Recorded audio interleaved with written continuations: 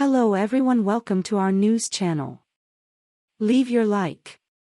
And if you are not yet subscribed to the channel, sign up. Thank you very much for watching the video. Mick shots, let's put running back in perspective. Great. The Cowboys franchise Tony Pollard, the cost $10.09 million guaranteed for the 2023 season. Obviously the two sides could not come together on a long-term deal that would have lessened his impact this coming season on the salary cap, yet. But there seems to be two assumptions now out there.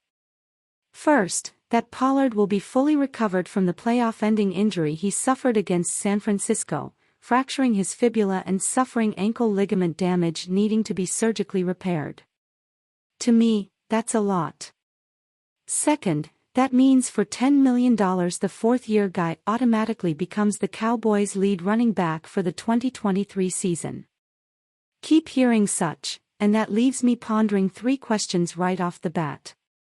First, what if he is not fully recovered to start the season 7 months after his January 24th surgery? Then what if this injury affects his NFL meal ticket, speed?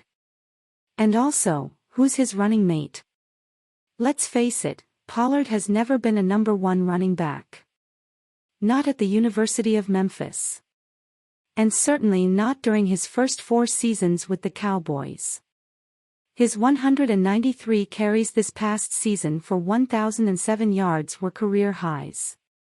By comparison, the Giants franchised their lead back, Saquon Barkley, for the same $10.09 million. But Barkley carried the ball 295 times this past season, and 935 times during his 4 full NFL seasons, only getting 19 carries in the only 2 games he played during the 2020 season, ACL tear. Barkley also touched the ball another 241 times during those 4 full seasons catching the ball. Not sure why this isn't perplexing to so many ready to dismiss Ezekiel Elliott or against the Cowboys at 26 in this upcoming NFL draft, which might as well be a second-round pick, selecting a running back if there is no Zeke. Look, not trying to diminish Pollard's impact on games. Speed really does keep defenses awake at nights. But he's never been a bell cow back. Until this season, Pollard never had carried the ball more than 14 times in any of his previous 46 games. This past season he did it 4 times, 22, 15, 18 and 19. That's it. Can the team's leading rusher this past season do that for 17 games? Look at it this way, Pollard added 39 receptions for 371 yards. If we add up his career runs, receptions and kickoff returns, he's averaged 173 touches a season, and that's with 232 in 2022. And if you consider the top 21 leading running backs in 2022, only one other running back like Pollard had less than 200 carries, Miami's Raheem Mostert 181. And for Pollard's speed to continue to become a difference maker, the Cowboys can't ask him to carry the ball like one of the top running backs in the NFL, Josh Jacobs 340 times. Or even the 260 times Minnesota's Dalvin Cook did. Plus, if head coach Mike McCarthy intends to put a higher priority on the run game, the Cowboys must either convince Zeke to stay for another couple of years at a reduced base salary or bring in another back they can lean on. Especially in those short yardage situations, where Zeke scored 7 of his 12 touchdowns from 1 yard out and picked up first downs on 12 of 14 third and 1 carries. Like, how much is that worth? Dak dollars. Remember when Dak Prescott signed his 4-year, $160 million deal in 2021, becoming the highest-paid quarterback in the NFL, with some folks up in arms over the amount. Well, here we are 2 years later, Dak entering the 3rd year of his deal, merely in a 3-way tie for the 6th highest QB package in the NFL with Matthew Stafford and now the Giants' Daniel Jones.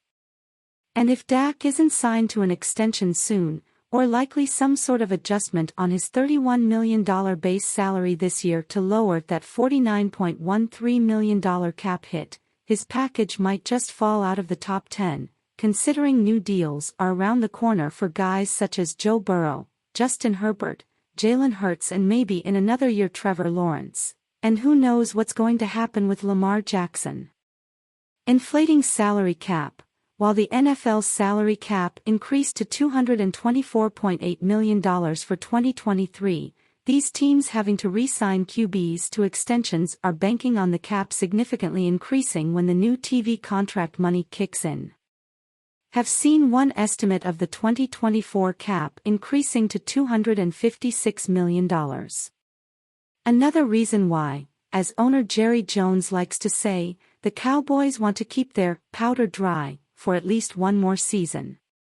Other people's money. Many are shocked the Giants re-signed Daniel Jones to that 4-year, $160 million deal, matching Dak's, but not necessarily in guaranteed money.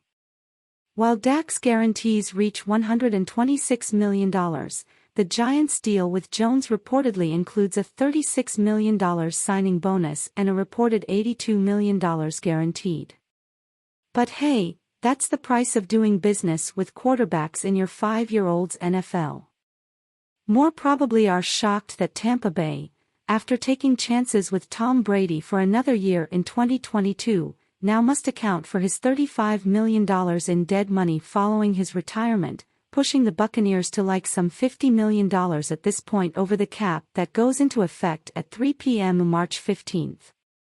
And the Cowboys, well, with the addition of Pollard's $10 million franchise tag and Terrence Steele's $4.3 million restricted tender, they have some work to do in this ever-fluid salary cap situation, some estimates having the Cowboys a good $16 million over when coming to the top 51 salaries, if not more. That is why they must adjust Dak's base salary, that of Zeke's $10.9 million base, and maybe some massaging to the base salaries of Tyron Smith, $13.6 million, and Zach Martin, $13.50, and maybe even Michael Gallup's $11 million base. As you can see, will be hard to sign a big-ticket free agent, unless that player is willing to have the package backloaded to at least 2024. Short yardage. Good to see veteran cornerback Anthony Brown, a presumed unrestricted free agent, beginning some on-field rehab following surgery to repair a ruptured Achilles in early December. Speaking of cornerbacks, former Cowboys first-round corner Byron Jones, who left for Miami's $82.5 million over 5 years in 2020, has been released with 2 years left on his deal after saying he could no longer run or jump following complications after his Achilles repair. In one top 101 unrestricted free agent list as of today, tight end Dalton Schultz was the highest Cowboy listed, at number 16, with safety Donovan Wilson undervalued at 47 and linebacker Leighton Vander Esch coming in at 71. Somewhat surprised a backup quarterback like Cooper Rush wasn't at least the Mr. Irrelevant of the list. And keep hearing so many making a big deal out of the Baltimore Ravens giving QB Lamar Jackson only the non-exclusive franchise tag, meaning he has the right to negotiate with other teams for a long-term deal the Ravens might not match. But if they didn't, the signing team would owe Baltimore 2 first-round picks on top of owing Jackson the $200 million package he's seeking. Let's allow Cowboys owner Jerry Jones this week's last word, speaking at the NFL Scouting Combine when asked about the probability of giving Pollard the franchise tag to retain his rights and the ability to continue negotiating on a long-term deal to lessen that $10 salary cap hit, and how his January surgery might affect his ability to start the season. But it's problematic because he's got to work through the off-season here, and here we are putting some things in and he would love to be out there, Jones said of the Cowboys, adding some new wrinkles to the offense with head coach Mike McCarthy now leading the way. But what I am saying is my awareness of the repair being done is good in terms of being able to not have it alter his contract. Backing that up with 10.1 million reasons.